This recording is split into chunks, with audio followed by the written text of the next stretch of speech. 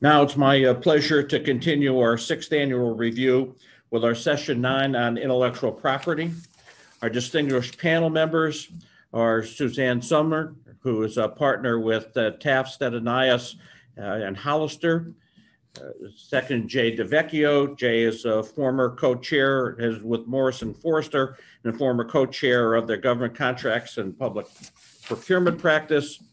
And finally, certainly not least, Fern Lavelle, who is a partner at Jones Day with a special emphasis on high technology and intellectual property in government contracts. Suzanne, may I ask you to get us started? Thank you, Alan. Yes, thanks for having me, and thank you to PubK for inviting me to be a part of this panel. Good afternoon, everyone. I'm going to be talking about the Small Business Innovative Research and Small Business Technology Transfer Programs and some changes that have happened in the IP area with regard to those programs. As many of you probably know, those two programs have special coverage about intellectual property that is developed under those programs. The small business retains rights to the data that it generates or develops in the performance of a SBIR or a SITR award, even though that development work is paid entirely by the government. The SBA has a policy directive that contains guidance for the SBIR and SITR programs, and it revised the guidance in April of 2019, but the FAR and the DFARS clauses that impact that guidance have not been updated or have been updated but have not been finalized yet. So I'm going to talk a little bit about the policy revisions made by the SBA and where the FAR and DFARS clauses are at this point in time. Then I'm going to turn it over to Fern to provide you with some case law updates, and then Jay's going to finish off with talking about how things are going in the IP world with respect to the Department of Defense. So with that, as I mentioned, the SBA revised its SBIR-SITR policy directive in April 2019.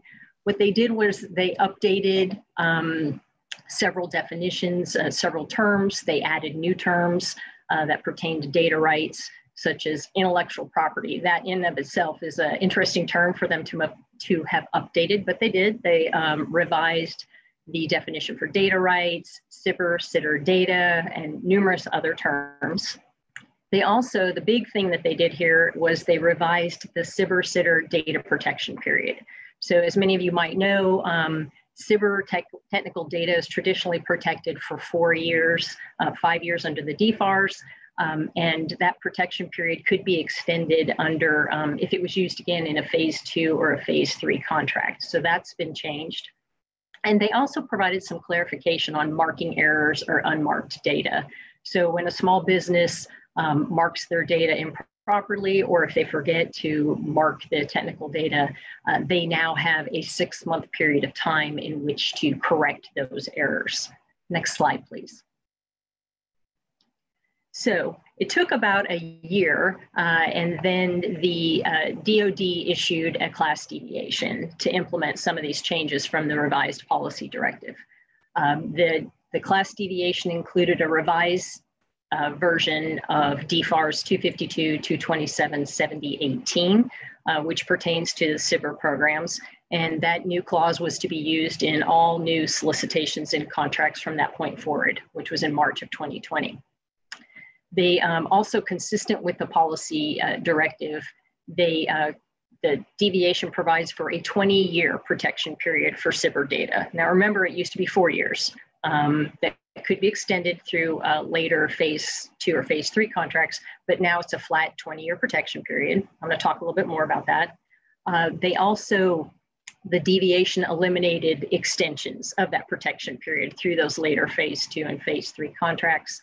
And the deviation also changed the government's rights in SBIR data after the expiration of the protection period. It used to be that the government would obtain unlimited rights, and that has changed to government purpose rights. All right, next slide, please. So a little less than 6 months after that, DFARS case 2019 D043 was published in the Federal Register. So it included several revisions to the draft DFARS clause 252, 227, 7018, the one I was just talking about in the class deviation. but there were some additional changes that weren't in the deviation. So first off, it revised the title of the clause. You can see now it's a much shorter title, Small Business Innovative Research Data Rights. It's interesting that even though it's a smaller title now, or shorter title now, the clause was also changed to include references to SITR, the STTR program, yet they didn't include SITR at all in the title of the clause, which I thought was interesting. But that term is now throughout the draft clause. They defined a new term, and the term is SITR Data Protection Period.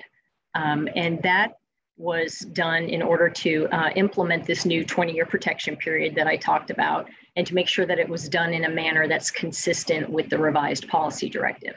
So that definition describes the nature of the protection of data generated under a SITR or SITR contract. That is, it's to prevent the unauthorized disclosure of that data. And it also identified when that protection period starts and stops. So we now have this 20-year protection period, and it starts at the date of contract award, and it ends 20 years after that time. Next slide, please. It also includes, the draft clause also includes some additional clarifications about this 20-year protection period, including statements to talk about follow-on SBIR and SITR contracts.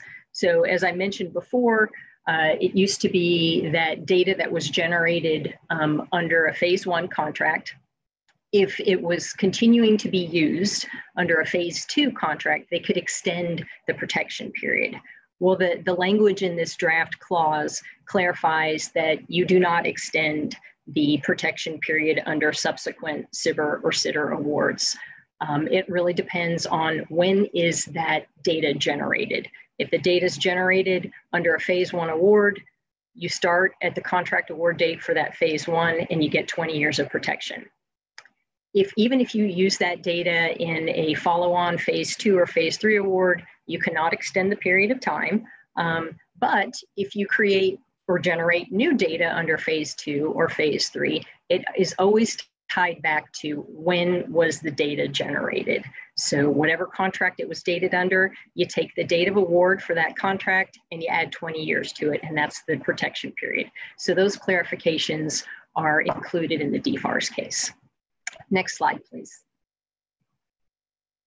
So what else was changed? Again, the government's level of rights at the end of the protection period. So as I noted previously, the government used to obtain unlimited rights as soon as the protection period ended.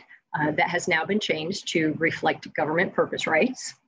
Again, this is a really long protection period, 20 years. So I don't know how much of a difference that will make to these small businesses, but it's a good thing for small businesses.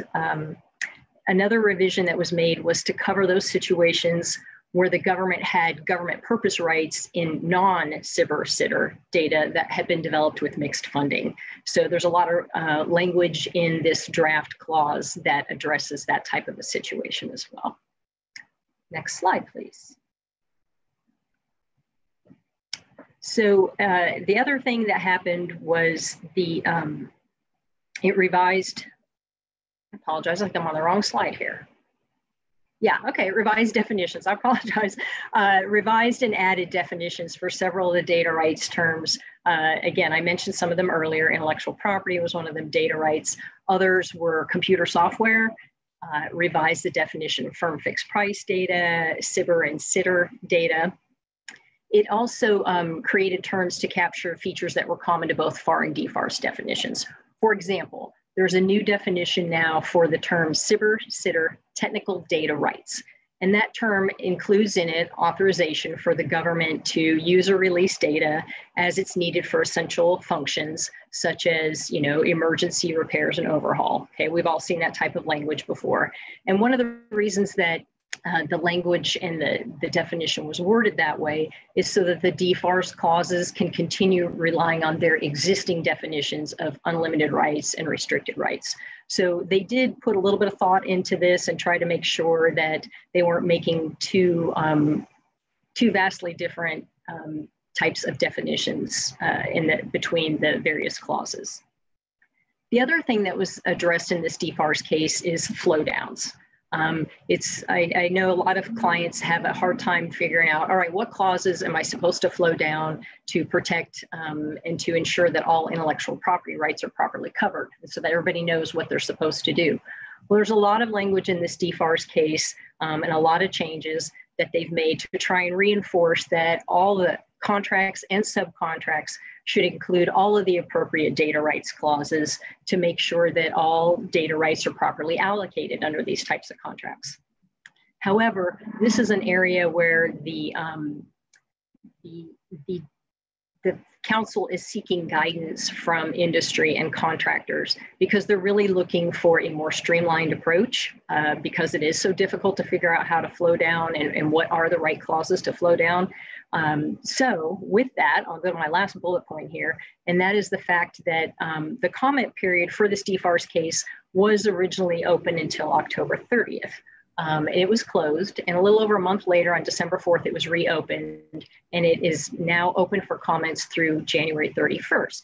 So if you have any great ideas for how to streamline the flow downs of these clauses, I'm sure that they would love to have your comments, and you still have a little bit of time in which to submit those. So next slide, please. So that's everything about the DFARS clause and kind of where it's at. We'll see what happens after the 31st of January. It typically takes them a while to turn these around, as we all know. So it could be reopened again, or maybe they'll go to a final rule. But at the same time, there is a FAR case that is open. It's 2020-10. The acquisition law team was tasked to draft that FAR rule on April 1st, and their initial report was supposed to be due in May of 2020. That got extended to January 13th of 2021. I just checked the status of that yesterday, and there is no update. So I guess we can all assume that that means the report was not submitted on January 13th as planned. I anticipate maybe in a week or so, if I check that again, we'll see that the report date has been pushed out. So it's probably going to be a while until we see any of these changes reflected in the FAR. So I know that was really kind of a quick and fast over the SBIR and SITR data rights, but I know that both Fern and Jay have a lot of stuff to talk about. So thank you all for your attention, and I'm going to turn it over to Fern. Suzanne, thank you so much. A great program and a lot of opportunities for contractors and the government both, but contractors have to be particularly careful as your presentation points out. Let's turn now to 4 case law developments that you need to know because of their practical consequences and ramifications for your government customers and for contractors alike at all tiers. I'm going to begin first with the case that it has a combination of something that we see all too often, and that's discovery disputes, combined with something that you rarely see, and that's a mandamus. At issue, so using intellectual property in sort of a looser sense, is attorney-client privilege and attorney work product information. In Fleur Intercontinental, the case arose when the company, following the government contractor business ethics and conduct rule as a responsible contractor, conducted an internal investigation into concerns about a particular employee. I understand it emanated from conflicts of interest concerns, but progressed. The internal investigation was conducted at the direction of counsel. And when the investigation concluded, Fleur determined that the employee had, in fact, violated company policies and procedures in a number of ways. But in addition to that, they determined that there was a mandatory disclosure to be made because of credible evidence of a violation of criminal law, including the False Claims Act. And so they did so. The aggrieved employee was terminated and filed suit in the Eastern District of Virginia for wrongful termination, defamation, and a number of other grievances. In the course of discovery, the aggrieved employee requested production, basically, of all the attorney-client privileged files, everything that had to do with the internal investigation. The magistrate judge initially denied that based on Fleur's opposition to the production on the basis that those files contained attorney-client and work privileged information, which should be exempt from any production. The employee appealed to the district judge. The judge sided with the employee, making a determination that while it was a mandatory disclosure, it looked to the judge like Fleur had gone, it was a little more transparent and had included information beyond what was mandatory to disclose. And therefore, the disclosure was voluntary and the privilege had been waived and it was a subject matter waiver. So everything relating to the investigation came in. Fleur understandably opposed again. There was also some disputes about the timing of the disclosure. Again, the magistrate judge was a little more accommodating to Fleur's motions, but the employee was having none of it, went back to the district judge, who again sided with the employee and ultimately issued a requirement that production be made within 7 days. At that point, Fleur went for a mandamus.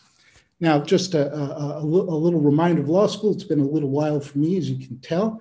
A mandamus, the reason it's rare is because it's an order from a superior to a subordinate, in this case, a court, to direct a government official to properly fulfill their official duties and to act consistent with law and to stop an abuse of discretion.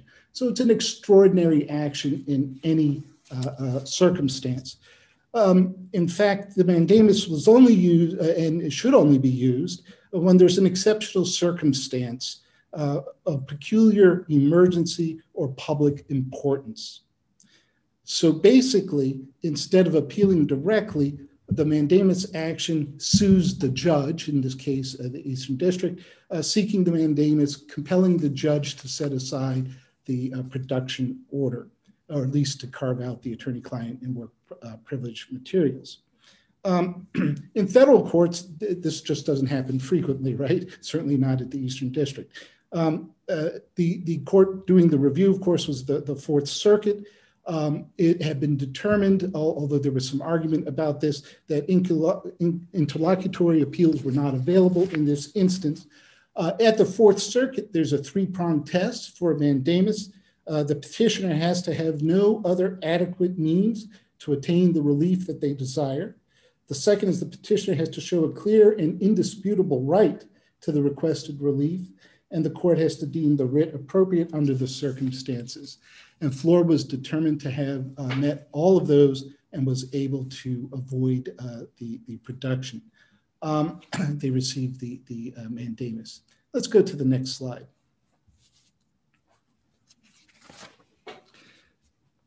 In this case, Raytheon Company versus United States, we have a technical data rights and markings issue.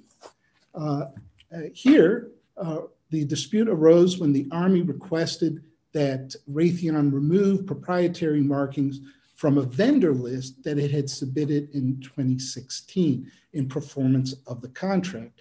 The contract, though, and the offensive marking, let me just put that out there, it was proprietary, not subject to Freedom of Information Act release. This marking was on the vendor list, as I mentioned.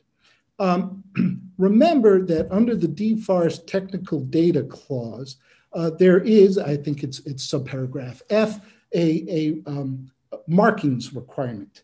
And there, the government identifies restrictive legends or markings that have to be placed only in accordance with the contract, and it specifies the actual words or magic words, if you will, that must be used in that type of marking.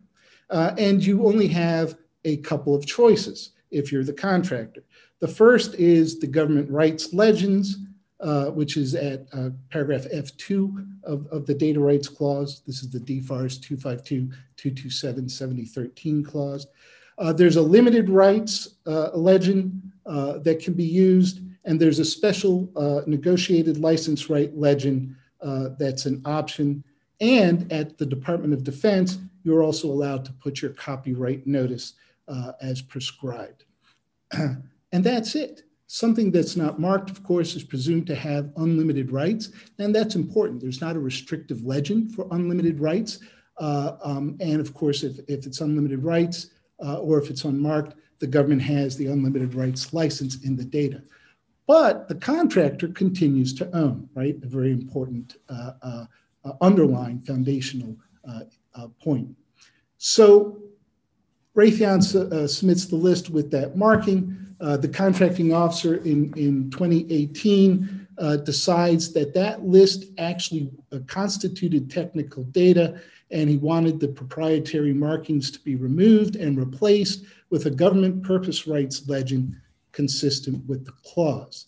Raytheon filed for declaratory judgment, alleging a number of defenses. First, that there were procedural rights that it was entitled to under 10 U.S.C. 2321, that there was a dispute provision for marking in a clause that was included in the contract here, the DFARS 252.227.7037 clause. They also argued that this wasn't technical data because it wasn't scientific or technical information, but rather fell into the accepted category of management or administrative information. They also argued that in the event it is technical data, it really was a limited rights legend that they were entitled to use and not government purpose rights. So remember, it's a vendor's list.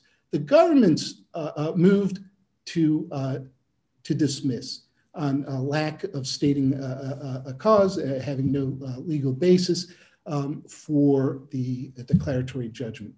Here, the court sided with Raytheon, and it's interesting because in doing so, what the court basically addressed is that the government was not correct in making the demand the way they did.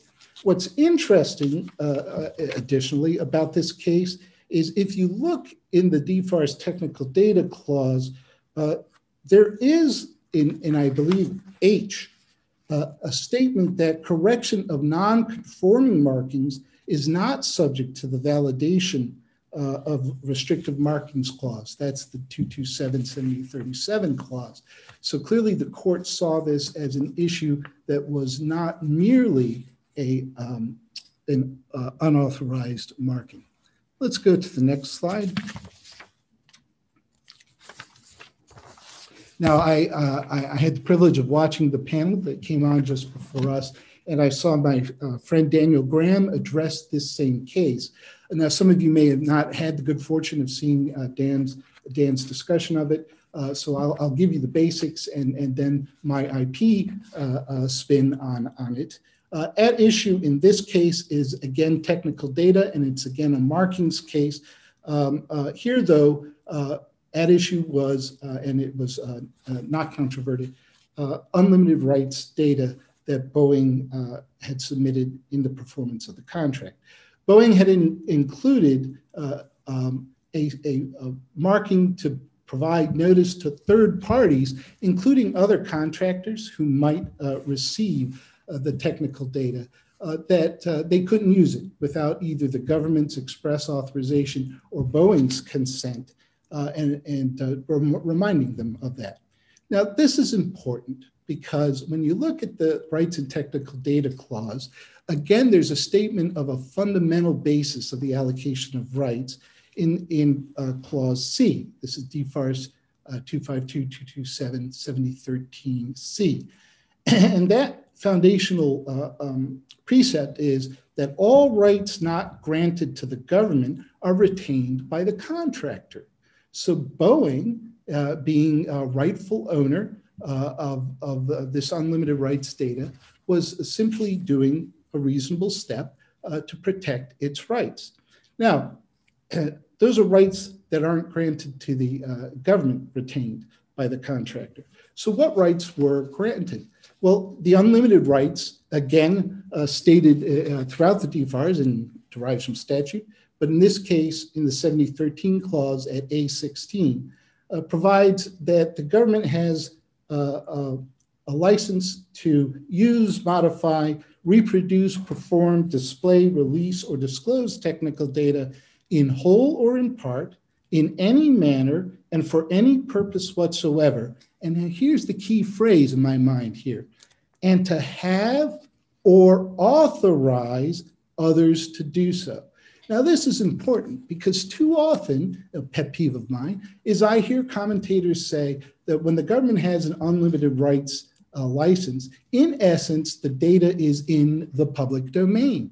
But that's wrong. The government's license is broad, clearly. In fact, all the rights of the owner except title. So, in fact, there's an affirmative act of some sort or something that has to happen to indicate that the government wants to have or has authorized another to use the unlimited rights data. So Boeing's approach was perfectly aligned with the express terms of the clause. Let's go to the next slide. The matter was before the ASBCA. Here the Federal Circuit overruled the ASBCA and held that the DFARS clause, technical data rights, non-commercial, doesn't preclude Boeing from marking its technical data with restrictions on rights that impact only or address rights only of non-government third parties. And clearly Boeing had carefully crafted its statement to do so, its restrictive legend. The court also ruled that the standard marking procedures that are prescribed by the clause apply only in situations when a contractor seeks to assert restrictions on the government's rights. So in other words, it's silent as to restrictive legends that are aimed at the rights of non-governmental or third-party rights. Now, there's that little bit of tension about the provision in the clause that addresses authorized markings. But as I noted earlier, there are no magic words with respect to unlimited rights, and there is the express provision that rights not granted by the contractor are retained by the contractor. So in essence, I think this is an important interpretation of the technical rights data clause, the technical data rights clause. The court ended up remanding the dispute back to the ASBCA, kind of interesting, basically for a factual determination as to whether Boeing's marking do in fact affect or infringe on the government's unlimited rights. So there will be more to come, and it'll be interesting to see how that plays out. Let's go to the next slide.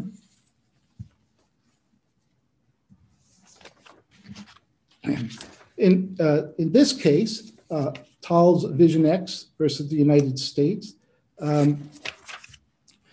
we have a rights and patents issue, and specifically an action for infringement against the United States, for infringement by the United States or on its behalf by a contractor. So it's brought under 28 USC 1498. The complaint was filed by Tal's in 2014 at the Court of Federal Claims, accusing the government of infringing a single patent for inertial tracking of objects in head-mounted displays through systems that are used on all manner of aircraft, but in this case, the F-35 fighter jet. The government, when it received a complaint, notified several different contractors, including specifically Elbit Systems, because they were third-party defendants in the government's estimation. In Elbit's case, because Elbit possessed the complete source code for the head-mounted displays that related to the allegedly infringing patent.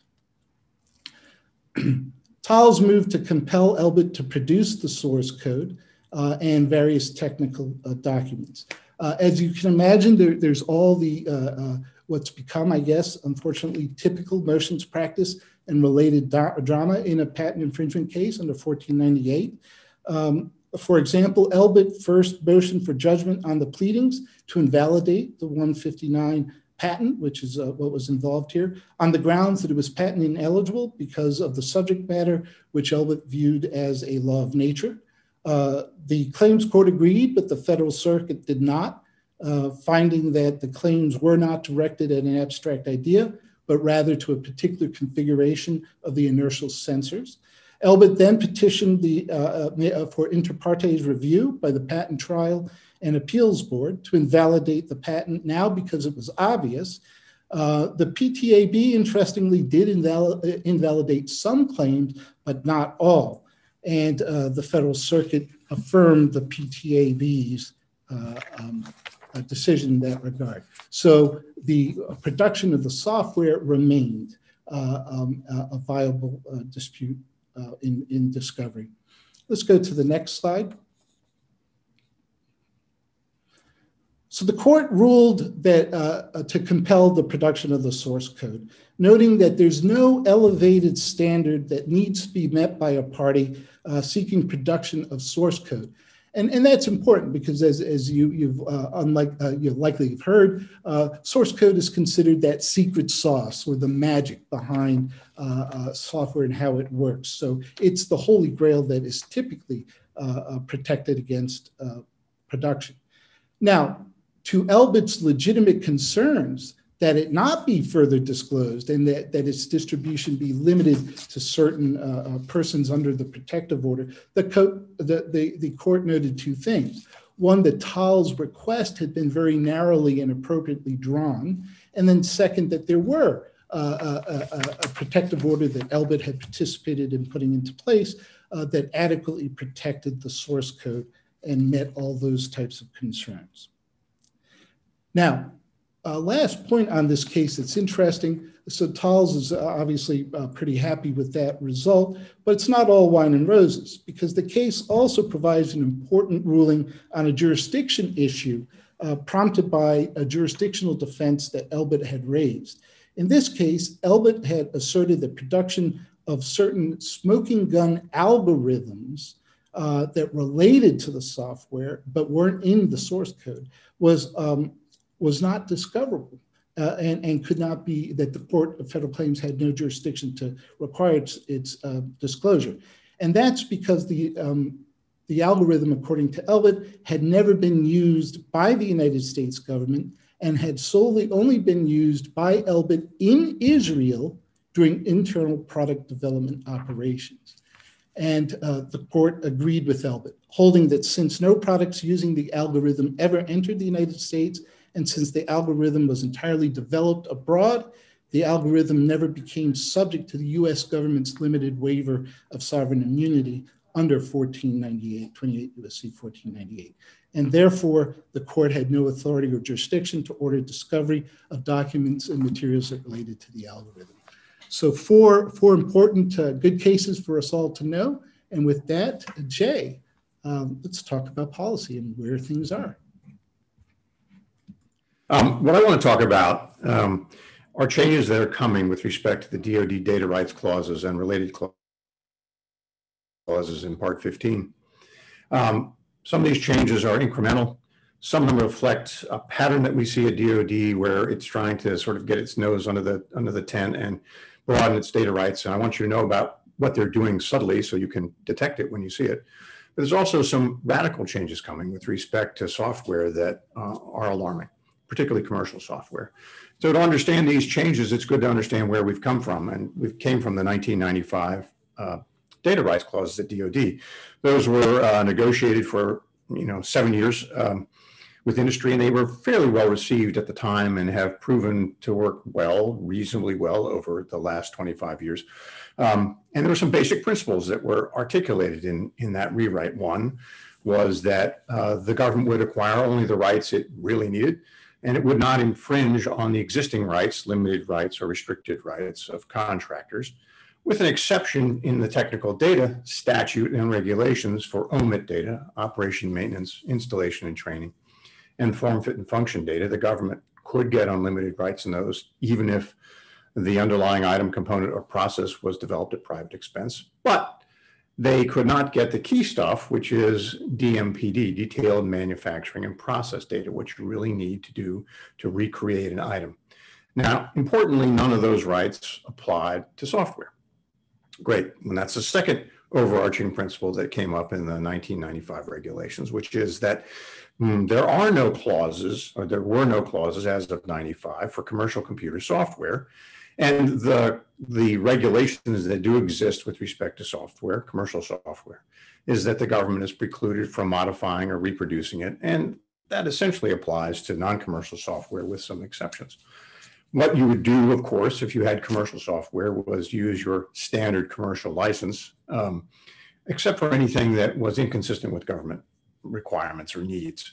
And that's usually where the debate has come up over the last 10 years. You know, I have a clause that is inconsistent with a government clause, like a disputes clause. Things are changing in that now. The last thing is something that Fern pointed out, I thought very eloquently and appropriately, and that is these clauses, the data rights clauses, only articulate rights of use, license rights. They don't say anything about the government's ownership of the underlying intellectual property. In fact, to the contrary, the government does not get ownership. The clauses also were clear that they do not provide the government for delivery of whatever it is that has been developed. And all that kind of makes sense if you think about it from a practical point of view, which is if you were to develop something in your garage with your own money, your own skill, and your own time, nobody in this audience would debate that the government wouldn't have any right to take it and say, oh no, I own it and I control it. Rather, you know that you own it and you control it. You can license it or not. You can determine how it's used under a contract, for example. Well, that's exactly the way the data rights clauses operate. And that's often forgotten, and it's an important thing to remember. So common sense says you have these rights, and the statute says you have these rights. The government cannot require you as a condition of an award to give them up. So what's DOD doing? Well, DOD has said, next slide, please. They said next slide. It was interesting. The DOD said, yeah, well, regardless of common sense in the statute, what we're talking about here is vendor lock, a pejorative term that is actually what free enterprise is all about. But no, it's vendor lock. So we need to find ways to reduce the grip that contractors have on us with respect to the intellectual property that they've developed at private expense with their expertise, us having nothing to do with it. So they tried a number of things that we've seen before. Giving up rights as a condition of award. They tried that in 2015. No, that's illegal. Perpetual deferred ordering. You know, there's a deferred ordering clause that lets the government get things several years after, 3 years now, 6 years after final delivery. Well, they said, well, that'll last forever. Well, no, nothing lasts forever. That's bad. Getting omit rights in software, that was attempted by one of the services in the Sikorsky case. No. Well, we're going to have a validation challenge. You have to disclose, we can disclose your stuff pending the validation challenge, and you'll have a right of damages. Well, that makes no sense once your trade secret is out there, which, by the way, of course, is what a limited rights technical data or restricted rights software represents. It is your trade secret. And that didn't work. And then there was an attempt to provide detailed manufacturing and process data to contractors, competitors. That obviously is bad. So none of those work. So DOD is taking a more nuanced approach. One of the things I point out on this slide is the DOD instruction 5010.44.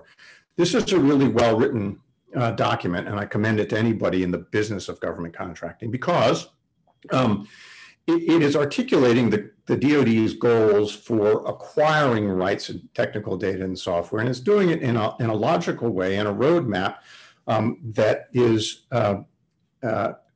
creating a roadmap for what we're seeing now in terms of the changes that are coming. Let's take a look at the next slide. That would be slide 19. There we go. What we're seeing is pressure being put on contractors, starting with this DOD instruction and translating now into proposed regulations. For example, the instruction says, look, here's what our goal is at DOD. Acquire the necessary IP deliverables and associated rights at fair and reasonable prices. Sounds okay. Improve financial analysis and valuation practices, what are those, for determining fair and reasonable prices and appropriate needs for IP and IP rights in order to develop program budgets and evaluate proposals. This is a hint. The government's saying, look, we want you to know what your value is that you're placing on your IP, and we're going to use that in the proposal process. That was a goal, at least, articulated in the DoD instruction. We'll see that that's being translated now into regulations. So you're going to have pressure in negotiations to value your rights in advance and negotiate them up front. And you're going to have internal pressure as well. And anybody who's been in the contracting business as long as the three of us have know what contractors are going to say. They're going to see something in an RFP that says, well, you know, if we don't give up our rights, then we're going to be evaluated less favorably than our competitors. So we better, you know, lowball the value against, because all too often companies do not do an adequate job of figuring out what the market share is and what the long-term loss of value of their intellectual property rights will be. Also, the question is, what valuation approach you're going to use. Now, that's an issue that DoD is considering now. How are they going to value your technical data? What approach will they use? Well, there's three of them: replacement cost, market, what's the comparable sales value, and the income, what's the predicted future income stream. We all know in our heart of hearts that no matter which one DoD lights on, or which combination, the DCAA is only going to look at the cost version, which is what did it cost to develop it, because they never met a market value that it liked. They just can't do that. Next slide, please. So here we see this begin to be translated into proposed regulations. There's the DFARS case. And take a look at this if you want to think about what's coming in terms of your negotiations with the government. The CEO shall require that offerors provide estimates of the prices of data and associated license rights. To the maximum extent practical, before making a source selection decision, the contracting officer shall negotiate a price for data, so intellectual property valuation standards. So to negotiate your large contract, you're going to need to know what these values are, and the DoD will have made a determination about what the DoD thinks they are. Well, that's a negotiation. Is it? Take a look at the other thing they're doing. There are these things called specially negotiated license rights. They've been in the clause since '95. They were used historically. In fact, they were created historically because the government needed broader ability to get things it couldn't otherwise get. So, for example, if the government had unlimited rights, but somebody didn't deliver something to the government and they later wanted to acquire the thing, they could negotiate for less than unlimited rights, which wasn't something they could do. Now it's being used differently. It's being used affirmatively by the government in these proposed regulations to have you be able to not have the discretion, much discretion, to negotiate over these. Rather, look at this. If either party desires the special license, the parties shall enter into good faith negotiation to determine if there are acceptable terms for transferring such rights. In other words, you're going to see RFP provisions that say, look, we, the government, as one of the parties, think we have to enter into negotiations with you to get broader rights than we would otherwise be entitled to, broader than your limited or restricted rights. And we're going to do that when at the outset of this procurement. Next slide.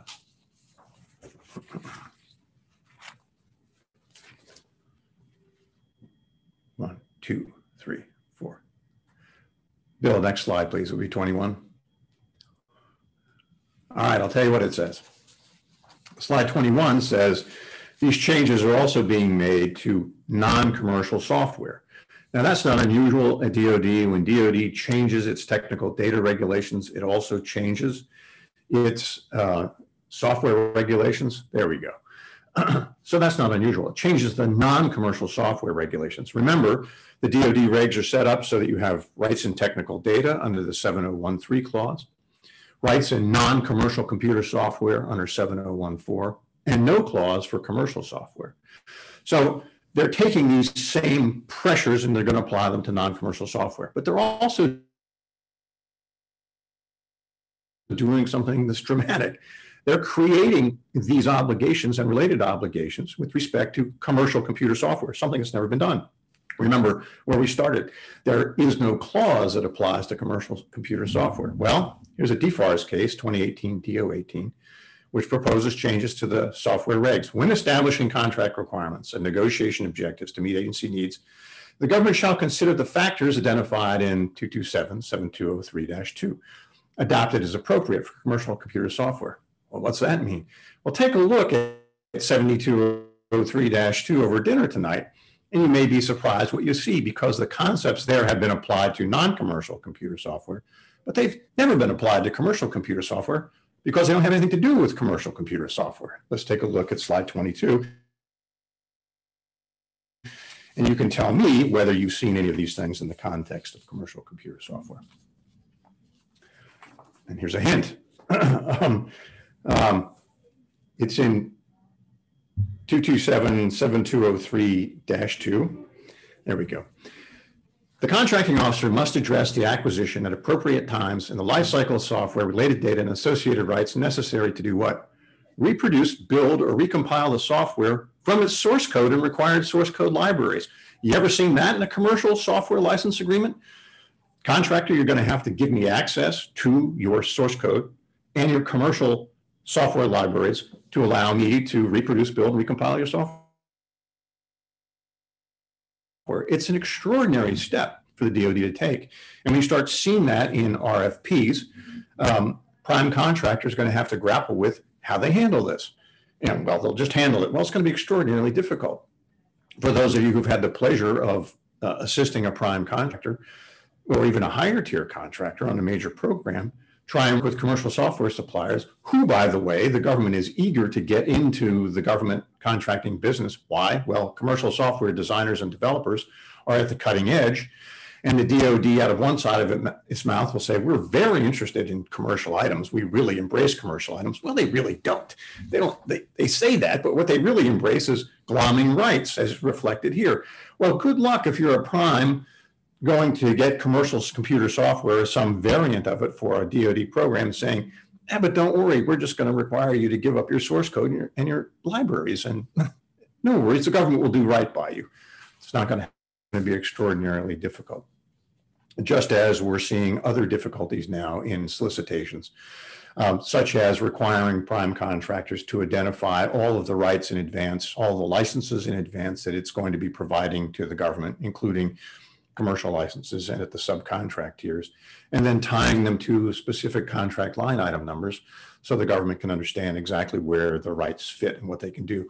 I don't hold that against the government. It makes sense if I'm the government to know exactly what rights I'm actually going to be getting flowed up from the tiers, as opposed to just relying on the clauses and the flow downs. But it's a very difficult thing to do, and I don't think DoD fully appreciates the difficulty of it. And if they do, I don't think they care. So what we're seeing here is a collection of proposed regulations that are going to alter the landscape of negotiations. Well, I don't have to negotiate those rights away. Really, in a must-win program, the one that's the critical one that the CFO and CEO have been talking about for years, to give them synergies with their sister organizations and to take you to the next step of being able to produce in an area where you've never been in before on long-term government contracts. Are you really going to decline to negotiate? No, you're not. So you're going to have to work on figuring out what your valuation is and what the right way to negotiate it is. So here are some practical tips. First off, I think everybody needs to educate their contracts people about what the data rights clauses do and don't do. Because commonly the people on the government side and the contractor side don't fully understand these very simple principles. If you've developed it, you own it, you control it. The government gets license rights, not ownership, not title, not delivery.